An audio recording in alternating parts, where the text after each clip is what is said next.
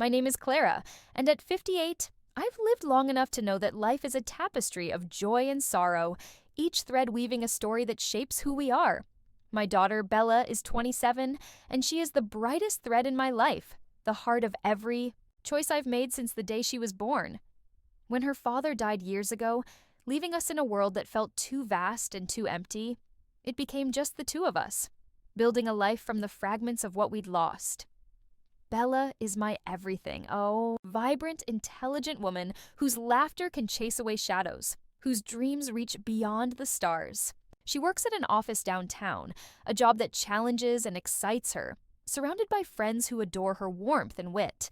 Our bond has always been my anchor, a connection I thought was unbreakable, forged in late-night talks and shared secrets.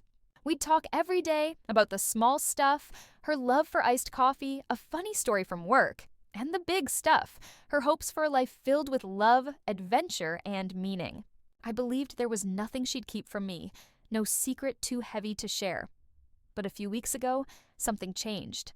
A quiet shift that crept into our lives like a fog, and a small, persistent worry began to take root in my chest, whispering that our closeness might not be as secure as I'd thought.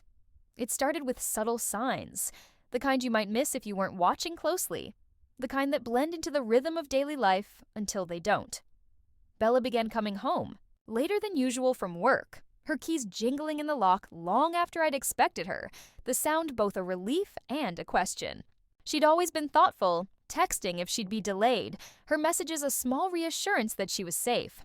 But those texts stopped, replaced by silence that stretched into the late hours. I'd sit in the living room, the televisions, flicker a faint distraction, my eyes darting to the clock as it ticked past 10 thou, then 10 thou, then later. When she'd finally walk through the door, her hair slightly mussed, her bag slung over her shoulder, she'd offer a quick, "Sorry, work ran late," before disappearing to her room. Her voice light but distant, her eyes avoiding mine. I noticed. Her phone was always in her hand, her fingers tapping out messages, a soft smile curving her lips as she read replies she didn't share. At dinner, she'd sit across from me, her fork nudging roasted vegetables around her plate, barely eating, her gaze fixed on some invisible point. Her eyes were bright, almost feverish, but there was a weariness in them too, a shadow that hinted at something unspoken, something hidden. She seemed distracted, her responses to my questions clipped, her mind wandering to places I couldn't follow. "How was your day?" I'd ask, hoping to draw her out, and she'd murmur, "Fine," her fingers brushing her phone screen. I'd try to spark conversation, asking about her friends or a project at work. But her answers were vague, her thoughts clearly elsewhere, like a bird that had flown beyond my reach. I began to wonder if she'd met someone, a possibility that both warmed and unsettled me.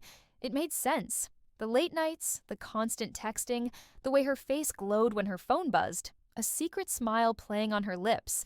Bella had always been private about her dating life, but she'd never shut me out completely. We'd spent countless evenings at the kitchen table, sipping tea, laughing over her tales of awkward first dates, or dissecting the quirks of guys. She'd met, her voice animated, her eyes sparkling with mischief. If she had a boyfriend, why the secrecy? The thought stung. A small hurt I tried to push down, telling myself she'd open up when she was ready, that she was savoring the newness of it, holding it close like a fragile gift she wasn't ready to unwrap. I pictured her in love, her laughter, brighter, her steps lighter, her heart racing for someone who saw her the way I did, as extraordinary. The image warmed me, even as her silence grew, a quiet wall between us. I decided to give her space, trusting she'd come to me in her own time, that our bond was strong enough to weather this distance. But as the days stretched into weeks, my worry deepened, a nagging voice whispering that something was wrong, that her secret smile belonged to someone else, not to the mother who'd raised her. One evening, Bella came to my house, her steps quick and purposeful, her cheeks flushed with a nervous energy that set my nerves on edge. She sat on the edge of the couch, her hands twisting in her lap, her eyes darting around the room as if searching for courage, her breath uneven. The living room was quiet, the only sound the faint creak of the old house settling, the tick of the clock on the mantel. I set down my knitting, my heart beating faster, sensing something big was coming, something that would change the air between us. "Mom," she said, her voice trembling with a mix of excitement and fear. "I need to tell you something important." I leaned forward, a smile spreading across my face, certain she was about to share news of a new love, perhaps a serious relationship, maybe even an engagement. My mind raced with possibilities. Would he be kind? Would he make her laugh? Would he cherish her as fiercely as I did? "I'm in love," she said, the words tumbling out in a rush, her eyes bright with emotion, her hands gripping the couch cushion. My chest warmed, joy flooding through me, a lightness I hadn't felt in weeks. "Oh, Bella, that's wonderful," I said, reaching for her hand, eager to hear every detail, to share in her happiness. "Tell me about him. Who is he? What's he like? What does he do?" But Bella's smile faltered, and she pulled her hand back, her eyes dropping to the floor, her fingers tightening around each other. The air grew heavy, the warmth in my chest turning cold, a chill that spread through me like frost. She was quiet too long, her silence a warning that twisted my stomach, that made my pulse quicken. When she looked up, her expression was serious, her jaw set, her eyes steady but filled with something I couldn't name. Defiance, maybe, or fear. "Mom," she said softly, her voice barely above a whisper, "he's married." The words landed like a stone, cold and heavy, knocking the breath out of me, leaving me reeling in a sea of disbelief. Married? My Bella, my sweet, principled daughter, in love with a married man? My mind struggled to process it, to align this truth with the girl I knew, the girl I'd raised to value honesty, to respect boundaries, to chase dreams that didn't hurt others. I stared at her, hoping I'd misheard, praying it was a mistake. But her steady gaze confirmed it, her eyes pleading for understanding even as they braced for my reaction. The joy I'd felt moments ago dissolved, replaced by a deep, gnawing fear that settled in my bones, a fear that this choice would break her, that it would break us. "Bella," I said, my voice quieter than I meant it to be, trembling with the effort to stay calm. "You can't do this. He has a wife. Think about her. Think about yourself." My hands shook in my lap, and I clasped them together, trying to anchor myself, to keep my emotions from spilling over. Bella's eyes filled with tears, but her jaw tightened, her voice firm, defiant, laced with a passion that scared me. "Mom, you don't understand," she said, her words breaking but strong, her hands clenching into fists. "He loves me. His marriage is over. It's not real anymore. They live together, but they're not together, not like husband and wife. They're just roommates, Mom, nothing more." She spoke with such conviction, her belief in him absolute, her trust unshakable, and it terrified me. She believed him completely, trusted him in a way that made my heart ache with fear, that made me want to shake her, to pull her back from the edge. I pressed her gently, trying to keep my voice steady despite the storm inside me, my hands trembling, my heart pounding. "How do you know this is true, Bella? People say things, especially when they want something. How can you be sure he's not lying, that he's not using you?" I wanted her to see the danger, to understand that his promises might be empty, that he might be playing with her heart for his own ends, that love could blind her to the truth. But Bella shook her head, tears spilling down her cheeks, her voice rising with frustration, with a fierceness that cut through the air. "He's honest with me," she insisted, her eyes blazing, her hands gesturing wildly. "He's not happy with his wife. He wants to be with me. He's told me everything, every detail, every moment. He loves me, Mom, and I love him. You don't know him like I do." Her eyes pleaded for me to believe her, to trust her judgment, to see the man she saw, but all I could feel was a growing dread, a fear that this love would destroy her, that it would lead her to a place of pain. I couldn't protect her from... We talked for hours, our voices echoing in the dim light of the living room, the tea I'd poured growing cold on the table, the clock ticking relentlessly. 10, 11, see midnight. I told her this could only lead to heartbreak, that a married man was a dangerous choice, that she deserved someone free to love her wholly, someone who didn't come with baggage, with vows, with another woman's claim. She defended him, her voice growing stronger, saying his name, Daniel, with a reverence that sent a chill through me, a name that felt like a wedge between us. She painted a picture of a man trapped in a loveless marriage, a man who'd found salvation in her, who saw her as his future, his reason to hope. She described late-night conversations, stolen moments, promises whispered in the dark, each one binding her closer to him, blinding her to the risks. I tried to reason with her, to make her see the danger, to show her that his words might be lies, that love could be a trap as much as a gift. But it was like speaking to a wall. Her heart set, her mind made up, her love a fire that burned too brightly to be dimmed. She was so sure, so caught up in her feelings, that my words couldn't penetrate, couldn't reach the part of her that might listen. It was like shouting into a storm, my voice lost in the wind, my warnings drowned by her passion. When she finally left, hugging me tightly, her cheek warm against mine, she promised to call tomorrow, her voice soft but resolute. I held her a moment longer, my arms reluctant to let go, and watched her walk to her car, her silhouette fading into the night.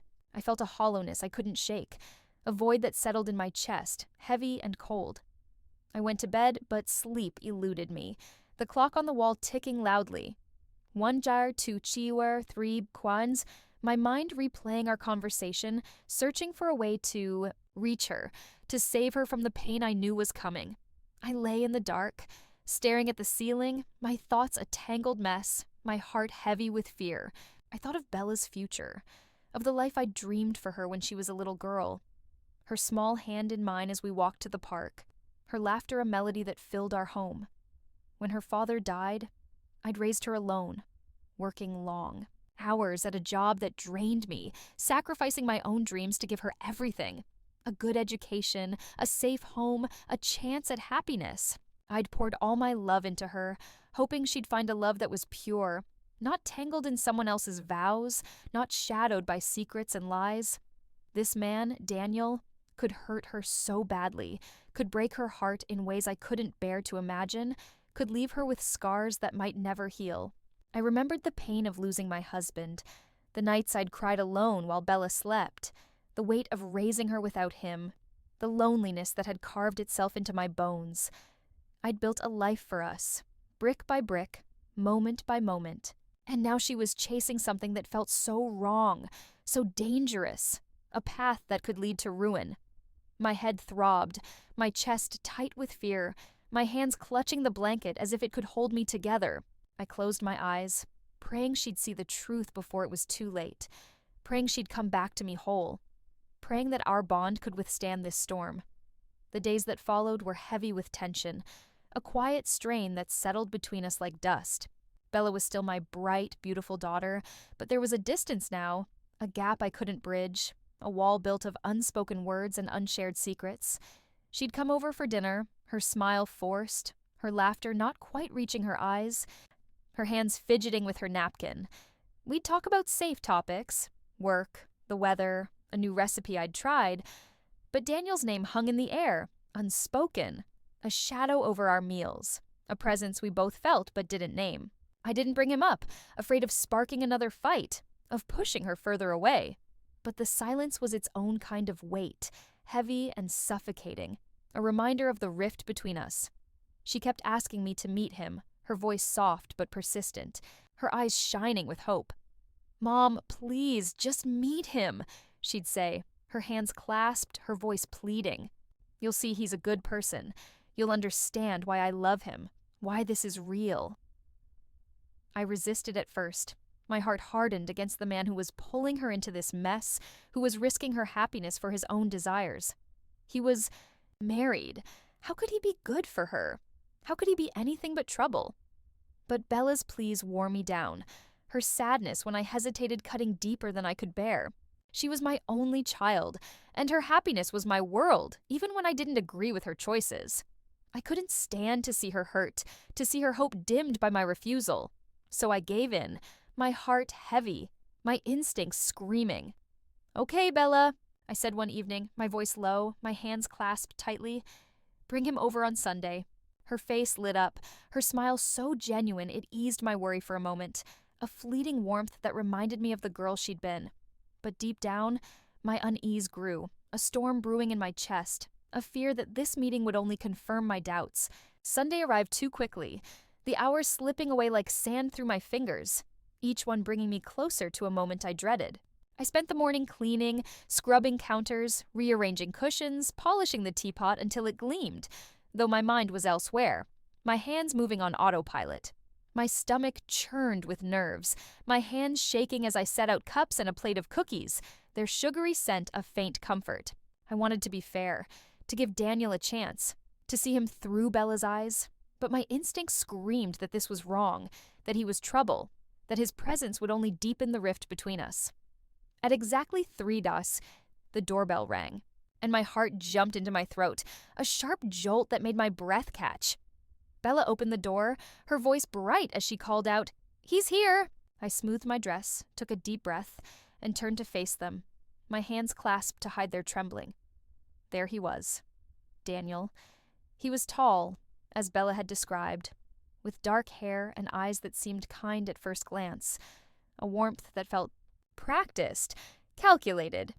He wore a crisp white shirt and tailored trousers, his appearance polished and expensive, a man who knew how to present himself. He smiled broadly, a charming, confident smile that didn't quite reach his eyes, and offered me a bouquet of yellow roses, their petals soft, their scent overwhelming. "Hello, Clara," he said, his voice smooth and warm, like honey poured over steel. "It's a real pleasure to meet you. Bella talks about you all the time." I took the flowers, murmuring a thank you, but I felt cold inside, my fingers stiff around the stems, my smile forced. We sat in the living room, Bella close to Daniel on the couch, her hand resting lightly on his arm, her eyes adoring, her smile radiant. He seemed relaxed, almost too comfortable in my modest home, his posture easy, his smile unwavering, a man at ease in a space that wasn't his. Daniel spoke first, his tone serious but practiced, as if he'd rehearsed his words, each one chosen to disarm, to persuade. "Clara, I understand this situation isn't easy," he began, leaning forward slightly, his hands clasped, his eyes meeting mine with a sincerity that felt too perfect. "I want to be completely honest with you." He told me about his wife, Laura, saying their marriage had been over for years, a lifeless arrangement that survived only for appearances, for family expectations, for convenience. They lived together, he said, but led separate lives, like roommates, sharing a house but not a heart. Their marriage a formality, a name on a legal document. He described a loveless existence, a marriage in name only, a story that sounded convincing, almost tragic. Then he turned to Bella, his eyes softening, his voice warm with affection, his hand covering hers. "Meeting Bella changed everything," he said, his gaze locked on her, his words heavy with emotion. "She brought happiness back into my life. She makes me feel alive, like I can be the man I want to be." Bella squeezed his hand, her face glowing with love, her smile so bright it hurt to look at, a smile that spoke of trust, of hope, of a future she believed in. His words were compelling, his story polished, but something felt off, a dissonance that gnawed at me. His charm was too perfect, his answers too neat, like a script he'd memorized, a performance designed to win me over. I watched him closely, searching for cracks in his facade, for any sign of deceit, my heart pounding with distrust. I took a deep breath, steadying myself, my hands gripping the armrest of my chair, and asked the question that had been burning in me since Bella's confession, the question I couldn't ignore. "Daniel," I said, my voice quiet but firm, my eyes locked on his, "if your marriage is truly over, and if you love Bella as you say, why haven't you left Laura? Why are you still married, still living with her?" The room fell silent, the air thick with tension, the clock's tick suddenly loud in the stillness. Bella stiffened, her hand tightening on Daniel's arm, her eyes darting to me with a mix of fear and frustration, her breath catching. Daniel's smile faltered just for a moment, and I saw a flicker of something. Surprise, maybe annoyance, maybe discomfort in his eyes, a crack in his polished exterior. He leaned back, his posture less certain, his fingers tapping lightly. On his knee, his confidence wavering. "It's complicated," he said. his voice less smooth now, a hint of defensiveness creeping in, a sharpness that betrayed his unease. There are family matters, financial ties, things that take time to untangle. It's not as simple as just walking away. His answer was vague, unsatisfying, a dodge that left more questions than answers, a response that felt like a shield, not a truth. Bella glanced between us, her expression tense, her eyes pleading. With me to let it go, to accept his words, to trust her choice. I didn't press further, but my distrust deepened, a cold certainty settling in my chest. Daniel's easy confidence didn't match the reality of his situation. He was still married, still living with his wife, and his excuses felt hollow, like smoke slipping through my fingers, impossible to grasp. The rest of the visit passed in a blur of polite small talk, the kind that fills space but says nothing, a dance of words to avoid the truth. Daniel complimented my home, asked about my garden, shared anecdotes about his work in the city, his voice charming and engaging, his stories polished, his laughter easy. Bella hung on his every word, her laughter bright, her eyes never leaving his face, her love a light that blinded her to my doubts. But I couldn't relax, couldn't shake. The unease that coiled in my chest, a snake tightening its grip. I watched him carefully, noting the way he moved, the way he spoke, searching for clues to who he really was, for any sign of the man Bella loved or the man I feared he might be. He was polite, yes. Charming, yes. But there was something beneath it all, a smoothness that felt calculated, a performance too perfect to be genuine, a mask that hid something darker. When they left, Bella hugged me tightly, her arms warm, her voice soft with gratitude. "Thank you, Mom," she whispered, her eyes shining with hope, her smile radiant. I hugged her back, my arms lingering, my heart heavy with love and fear. Daniel shook my hand, his grip firm, his smile polite, but his eyes didn't meet mine, and I felt a chill, a confirmation of my doubts. I stood at the door, watching them walk away, Bella's hand in his, their silhouettes fading into the evening. Light, and I felt a pang of fear, sharp and cold. What was I missing? What was he hiding? How could I protect her from a truth I didn't fully understand? A few days later, I needed to talk to someone, to untangle the knot of worry that had taken root in my chest, growing tighter with each passing day. I called my old friend Irene, who'd always been a steady presence in my life. Her kindness, a lifeline in turbulent times, her wisdom, a light in the dark. We agreed to meet at a small coffee shop downtown, a cozy place with warm lights, wooden tables, and the soft clink of cups, a haven from the chaos in my heart. I arrived first, choosing a table by the window, the street outside bustling with people, their lives seeming so simple, so unburdened compared to the storm in my chest.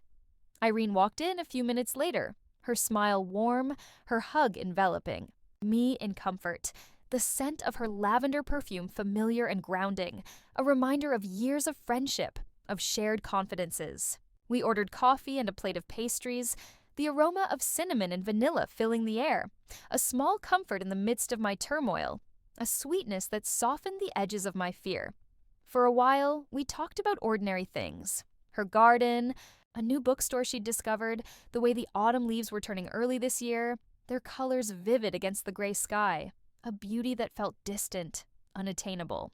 But my worry about Bella was too heavy to ignore, pressing against my chest like a stone, demanding to be shared, refusing to be silenced. "Irene," I said, my voice low, my fingers tracing the rim of my coffee cup, my eyes fixed on the steam, rising in curls. "I need your advice. It's about Bella."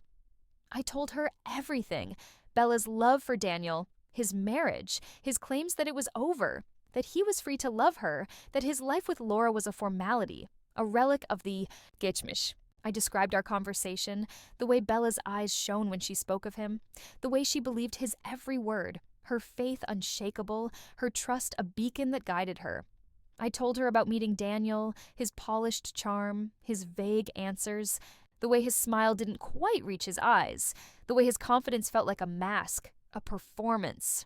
Irene listened, her face growing serious, her fingers still on her cup, her eyes narrowing slightly as I spoke, her brow furrowing with concern. When I finished, she was quiet for a moment, her lips pressed into a thin line, her gaze distant as if piecing together a puzzle. Then she asked, "Daniel, tall, dark hair, works in the city?" I nodded, my pulse quickening, a cold dread spreading through me, chilling my veins. "Clara," she said, her voice gentle but firm, her eyes meeting mine with a weight that made my heart skip. "I think I know him, and I know his wife, Laura." My heart sank, the room tilting slightly as her words landed, each one a blow that knocked the air from my lungs. Irene explained that she'd met Laura years ago, through their children's music classes, a weekly ritual of laughter, shared snacks, and small talk that had forged a quiet connection. "Laura's a kind woman," she said, her voice soft, her eyes full of sympathy, quiet but warm, with a smile that makes you feel seen, a heart that's generous but guarded.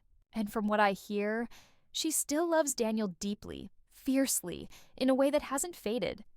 Irene's words hit me like a wave, each one pulling me deeper into fear, drowning out the cafe's soft hum, the clatter of dishes, the murmur of voices.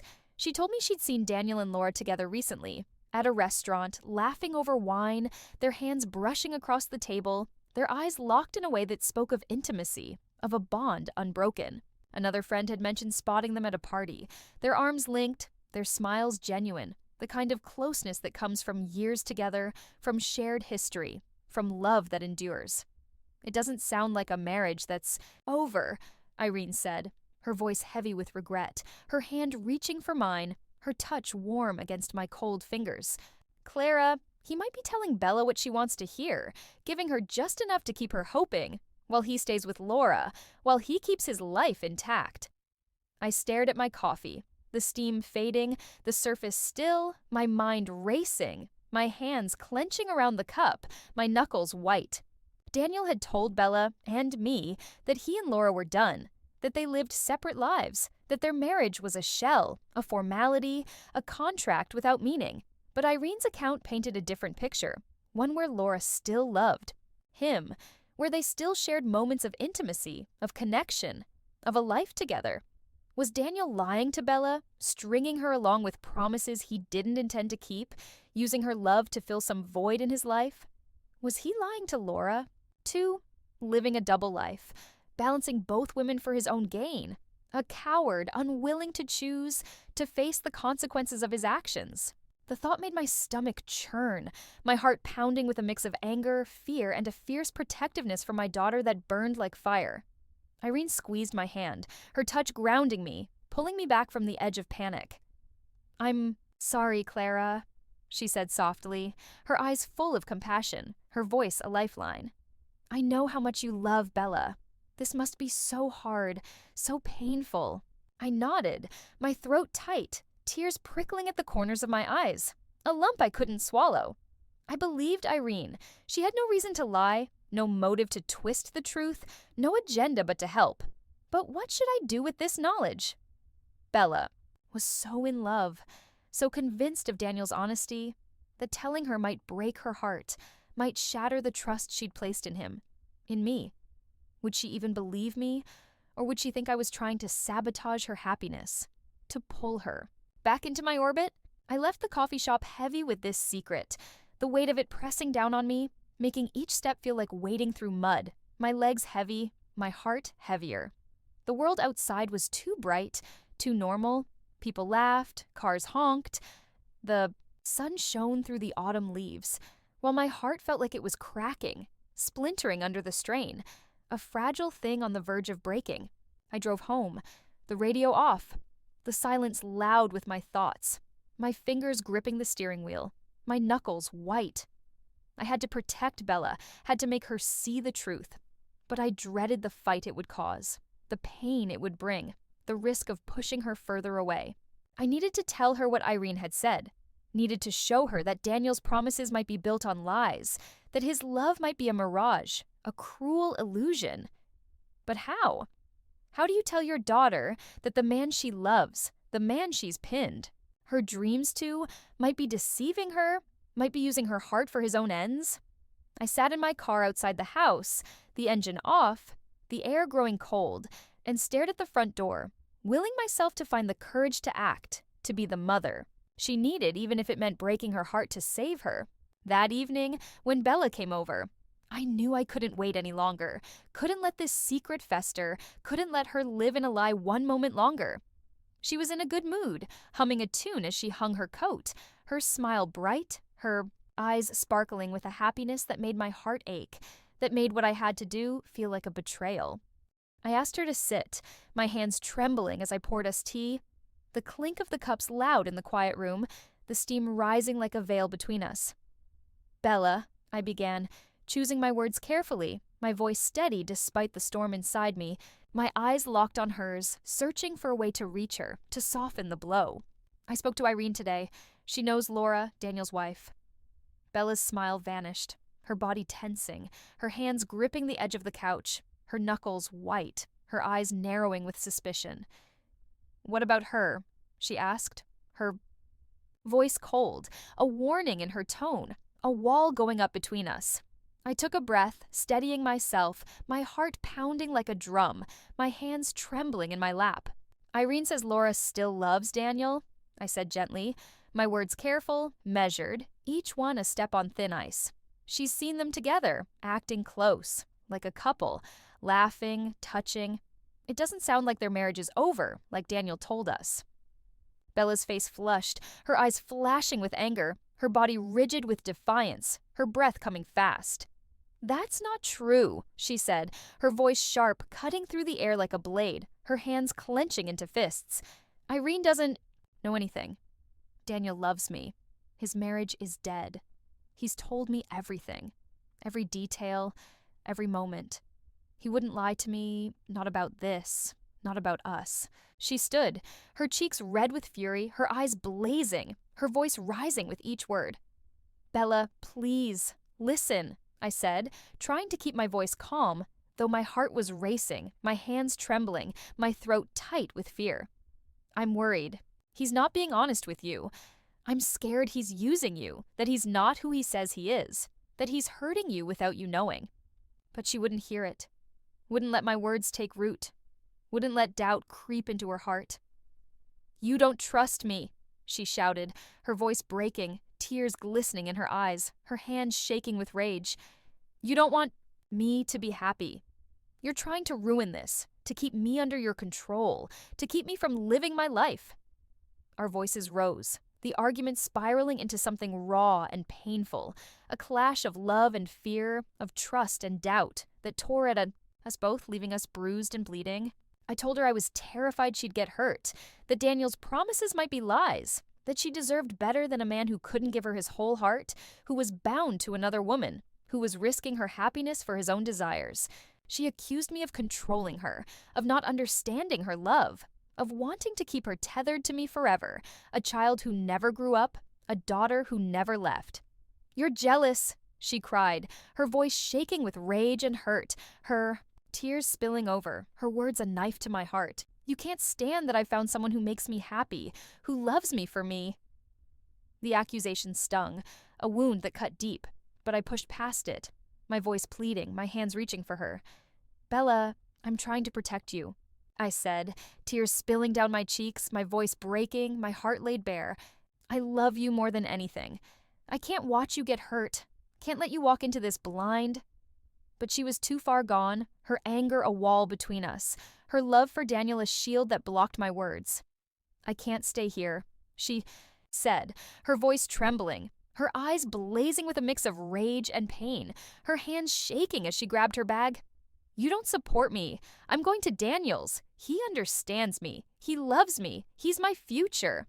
She stormed to her room, the sound of drawers slamming echoing through the house, each bang a blow to my heart, a sound that reverberated in my bones. I followed, my voice desperate, my hands reaching for her, my tears falling freely. "Bella, don't go. Let's talk about this. Please, let's find a way through this together." But she was already packing a bag, her movements quick and furious, her face set in determination, her eyes avoiding mine. She grabbed her keys, her jacket, and headed for the door, her steps heavy, her breath uneven. "Bella, please," I said, my voice breaking, tears streaming down my face, my hands outstretched, my heart shattering with each step she took. But she didn't look back, didn't pause, didn't acknowledge my pleas. The door slammed, the sound reverberating in the quiet house, a finality that left me breathless, that echoed in the silence like a gunshot. I sank onto the couch, my body trembling, my heart shattered into pieces, my hands covering my face as sobs tore through me. My daughter was gone, and I felt powerless, terrified of what this choice would cost her, of the pain that waited on, the other side of her love, of the future I couldn't protect her from. The silence was deafening, the house too big without her presence, the air thick with my fear, my grief, my love. I sat there for hours, tears falling, praying she'd come back, praying she'd be safe, praying I hadn't lost her forever, that our bond could survive this fracture. Days passed, and Bella didn't come home, each one stretching longer than the last, a slow torture of worry and waiting, a purgatory of unanswered questions. I called her phone, my fingers fumbling with the buttons, my heart in my throat. But it rang unanswered, her voicemail greeting a cruel reminder of her absence, her cheerful voice a mockery of my fear. I texted, my messages simple but desperate, each one a plea. Bella, please call. I'm worried. I love you. No reply, no sign she'd even seen them, no indication she was okay. Each unanswered call tightened the knot in my chest, my imagination, spiraling to dark places. Bella alone, Bella hurt, Bella lost in a love that wasn't real, Bella broken by a man who didn't deserve her. I tried to go about my days, watering the plants, cooking meals for one, folding laundry, but everything felt hollow, a performance of normalcy I couldn't sustain, a mask that slipped with every quiet moment. The house was too quiet, the absence of Bella's laughter a constant ache, a void that echoed with every step, every breath. I'd walk past her room, the door closed, the silence behind it a weight I couldn't bear, and feel a pang of longing for the days when she'd burst in, full of stories, her voice filling the space with life, her presence a light that chased away the dark. I missed her so much it hurt, a physical pain that settled in my bones, a weight I carried with every movement, a grief that colored every thought. One afternoon, as I was making tea in the kitchen, the kettle's whistle a sharp intrusion in the silence. The doorbell rang, startling me, pulling me from my thoughts. I wasn't expecting anyone, and my heart leapt with hope. Maybe it was Bella, coming home to talk, to mend what had broken between us, to let me hold her and tell her I loved her. I hurried to the door, wiping my hands on a dish towel, my pulse racing, my hands trembling with anticipation. I opened it, and a tall, elegant woman stood there, her expensive coat and sharp heels a stark contrast to my modest porch, her face hard, her eyes cold as winter, her presence commanding, almost intimidating. "Are you Clara, Bella's mother?" she asked, her voice clipped, each word precise, her gaze piercing, unyielding. I nodded, confused, my stomach tightening, my hands clutching the dish towel like a lifeline, my heart pounding with a mix of hope and fear. "I'm Laura," she said, pausing for effect, her lips a thin line, her eyes narrowing slightly. "Daniel's wife." My breath caught, my mind racing, the world tilting slightly, the ground unsteady beneath me. Daniel's wife, here at my door?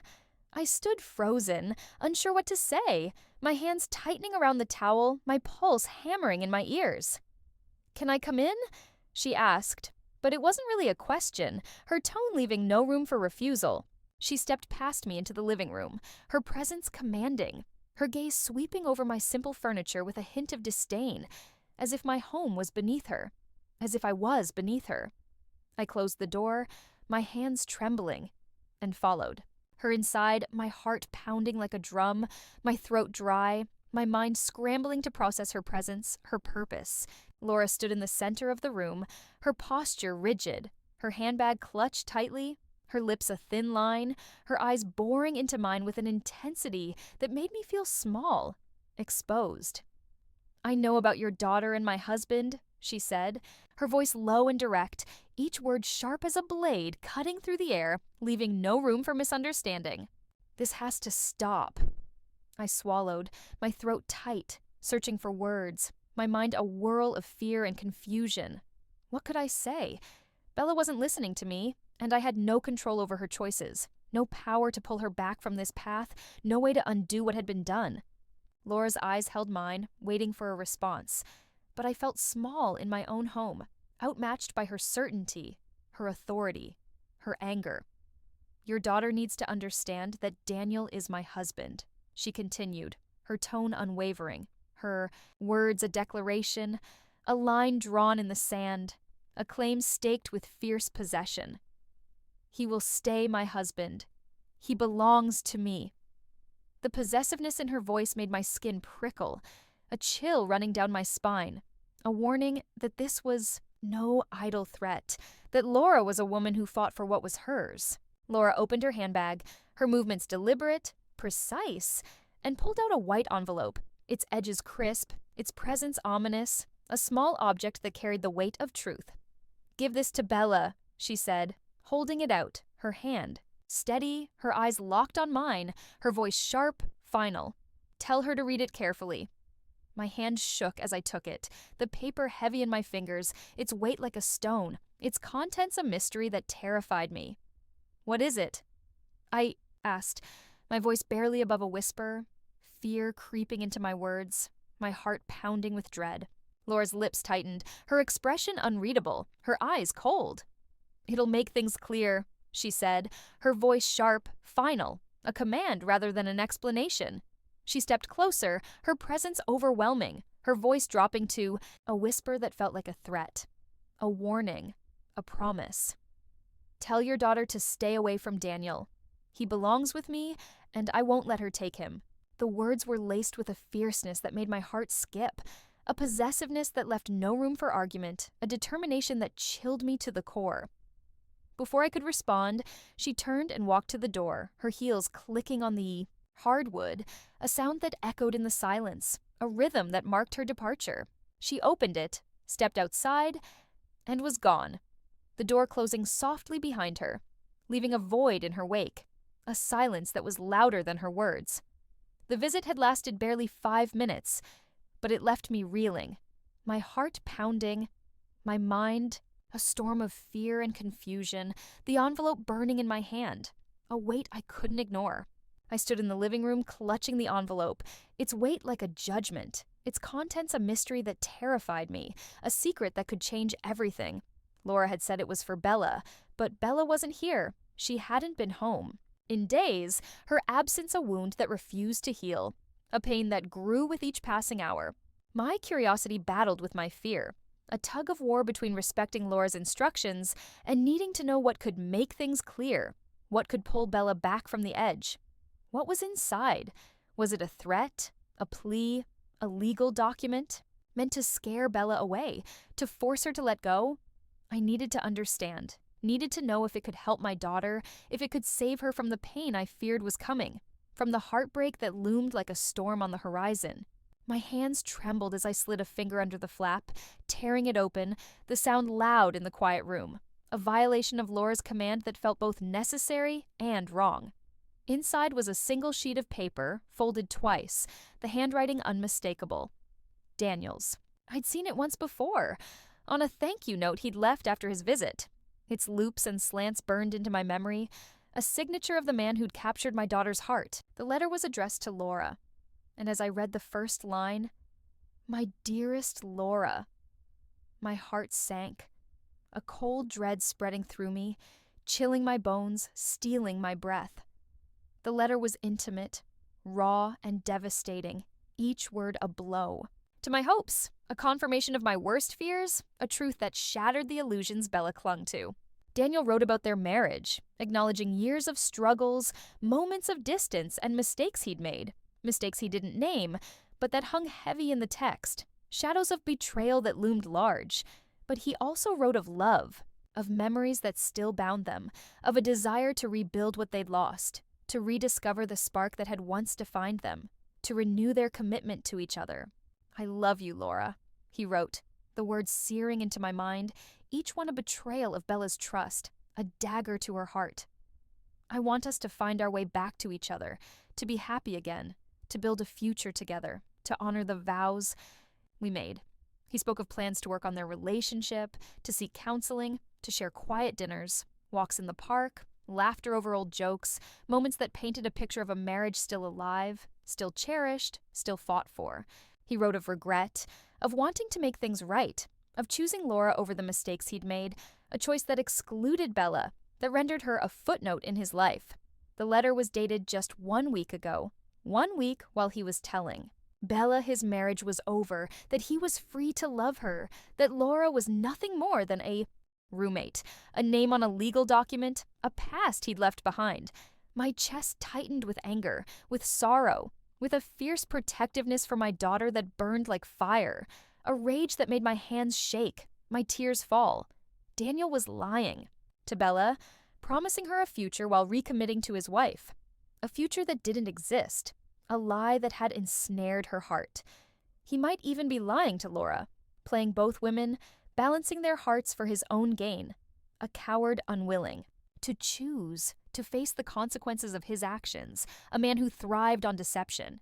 The letter was proof of his deceit, a truth I couldn't ignore, a weapon I could use to save Bella, to pull her back from the edge.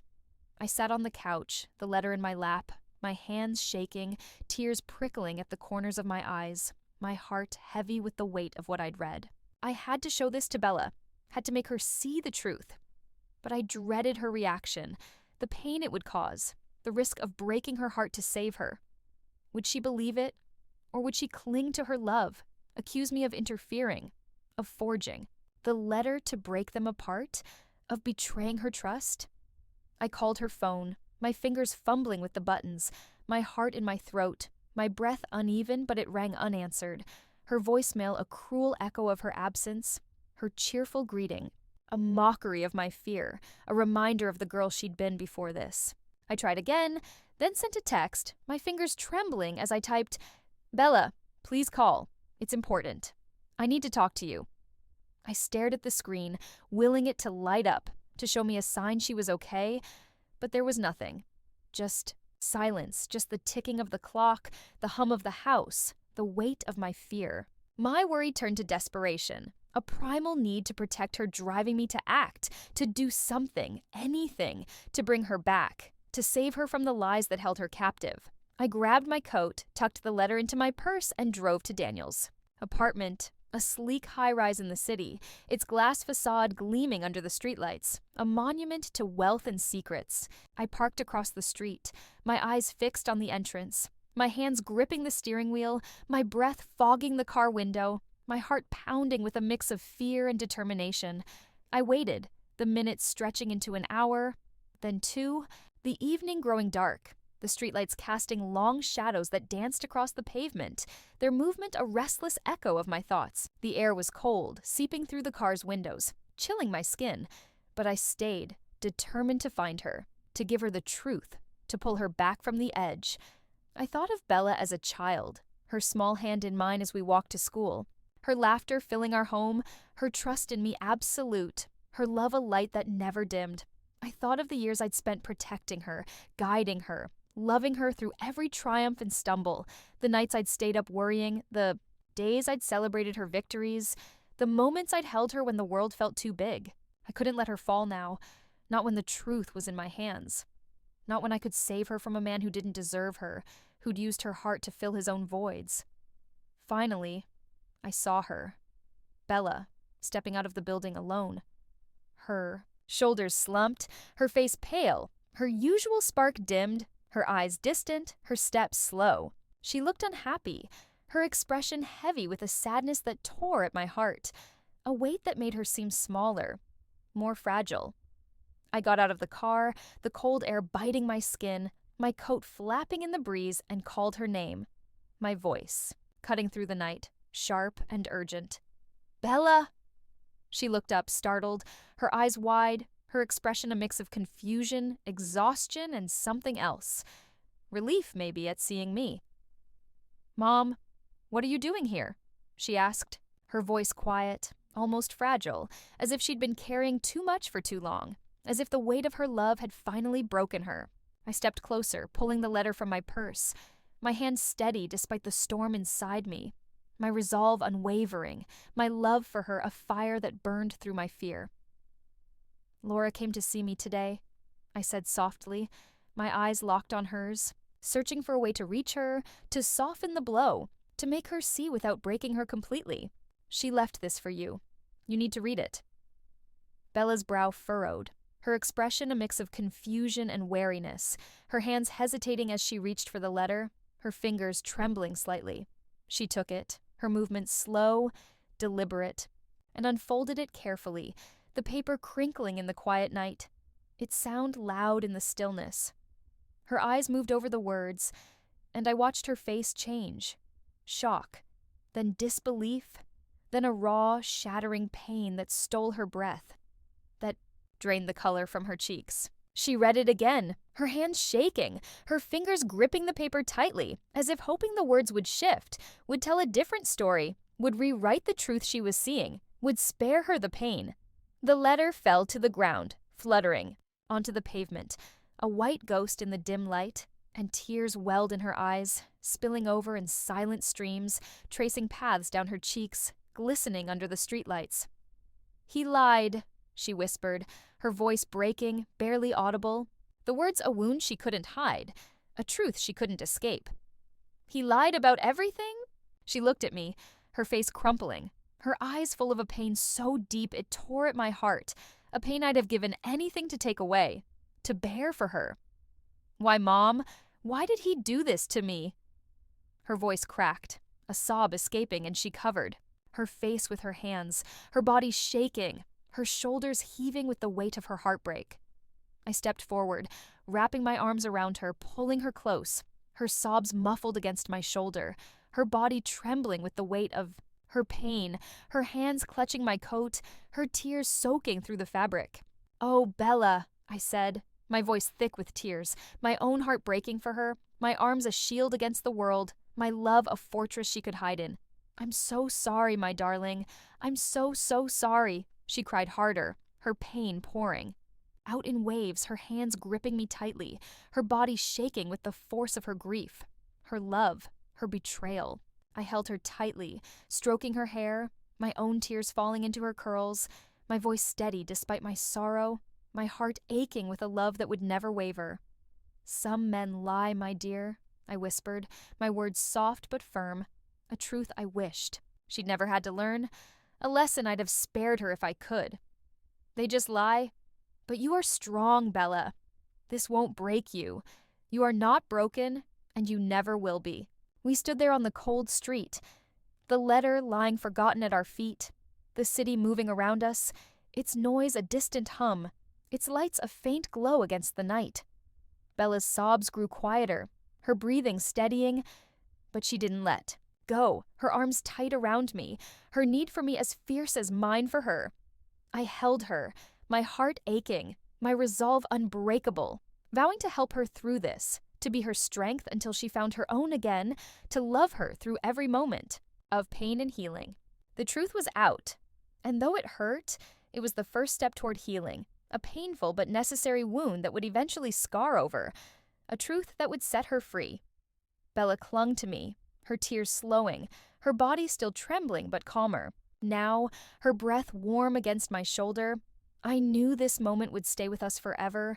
A wound, yes, but also a turning point, a moment of clarity that would shape her future, that would remind her of her strength, her worth. I guided her to my car, her steps slow, her face pale, her eyes red-rimmed but clear, her hands clutching mine. We drove home in silence, the letter tucked back into my purse, its words a silent witness to the truth, a truth that had shattered her world, but also opened the door to healing. When we got to the house, Bella curled up on the couch, a blanket around her shoulders, her eyes distant, her hands wrapped around a mug of tea I'd made, the steam rising like a prayer. I sat beside her, my hand on hers, the warmth of her skin grounding me, reminding me that she was here, that she was safe, that she was mine. "What do I do now, Mom?" she asked, her voice small, like a child's, her eyes searching mine for answers, for a path forward. I squeezed her hand, my heart aching for her, my voice steady with love, with hope. "You take it one day at a time," I said, my words soft but certain. You let yourself feel this, let yourself grieve, and then you keep going. You're stronger than you know, Bella. You'll find your way, and I'll be here every step. Bella knew she needed to see Daniel one last time, not because she still loved him, not because she hoped to change his mind, but to close the door on this chapter for good, to reclaim the pieces of herself she'd given him, to walk away with, her head held high. She called him the next day, her voice steady. Despite the pain in her eyes, her hands gripping the phone tightly, her resolve a fire that burned through her grief. They agreed to meet at a quiet cafe in the park, a neutral place where she could say what needed to be said, where she could end this on her terms, where she could take back her power. I waited at home, my stomach in knots, my hands busy with dishes, with folding laundry, with anything to keep my mind from spiraling, to keep my fear at bay. I prayed she'd find the strength to walk away, to see him for who he was, to choose herself over his lies, to reclaim her heart. When she returned, her face was tired but resolute, her eyes clear, her steps steady, and she told me what happened. Her voice calm but heavy with the weight of closure, her words measured, deliberate. She'd sat across from Daniel at a small table, the cafe's soft music a faint backdrop, the scent of coffee and pastries a faint comfort. His eyes avoided hers, his hands fidgeting with his coffee cup, his usual charm absent, his confidence eroded, his posture slumped. "I read your letter to Laura," she said, her voice firm, cutting through the air, her eyes locked on his face, searching for truth, for remorse, for anything that might explain his betrayal. "I need the truth. Now, were you ever honest with me? What were your real plans? Did I ever mean anything to you?" Daniel stared at his coffee, his shoulders slumping, his fingers tapping nervously, his voice low, almost a whisper, devoid of the charisma she'd once admired, the charm that had drawn her in. "I'm sorry, Bella," he said, his words empty, offering no real apology, no explanation, just excuses that hung in the air like smoke, dissipating under scrutiny. "I cared about you, I really did. But my life with Laura, it's too complicated. I can't leave her. Not now, not ever." His words were a confession, a confirmation of his cowardice, his deceit, his unwillingness to choose, to be honest, to be the man she'd thought he was. Bella listened, her heart heavy but clear, her eyes searching his face for something. Regret, maybe, or a hint of the man she'd loved, the man she'd believed in. But there was nothing, just a tired man who couldn't meet her gaze, a man who'd used her heart to fill his own voids, who'd built a fantasy with her while clinging to his reality with Laura. She felt the weight of his lies, the months of promises that had meant nothing, the love she'd poured into him that he'd never deserved. She knew it was over, truly over, and though her heart ached, she felt a flicker of freedom, a sense of reclaiming herself, of stepping out of his shadow. "Goodbye, Daniel," she said, standing, her voice steady, her heart bruised but resolute, her eyes clear with the strength she'd found.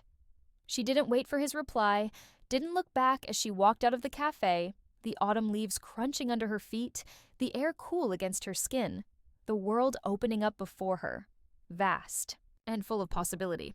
It was a small act, but it felt monumental, a declaration of her worth, a step toward healing, a moment of power she'd carry with her always.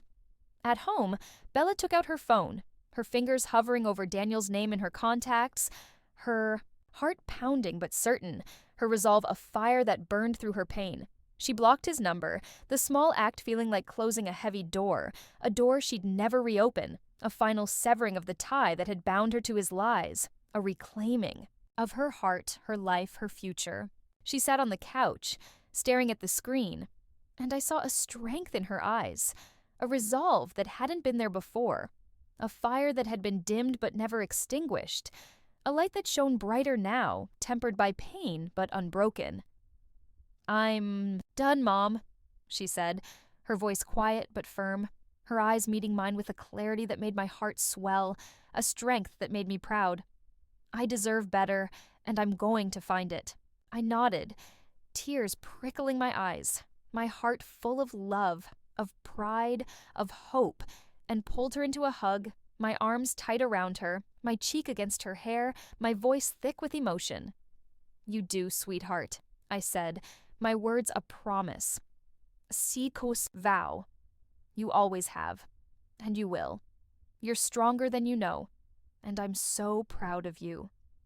She hugged me back, her arms strong, her breath steady, her love a mirror of mine, and I felt the weight of our journey, the pain and the hope, settle into something solid, something enduring, something that would carry us forward. The weeks that followed were hard, a roller coaster of emotions that tested Bella's strength and mine, a journey through grief, anger, and healing that left us both raw but stronger. Some days, Bella cried, her grief spilling out in quiet sobs. As she sat in her room, the door closed, the sound muffled but unmistakable, a sound that broke my heart each time I heard it. Other days, anger burned in her, a fire that made her pace the house, her voice sharp as she vented about Daniels. Betrayal, about the months she'd lost to his lies, about the trust she'd given so freely. How could I be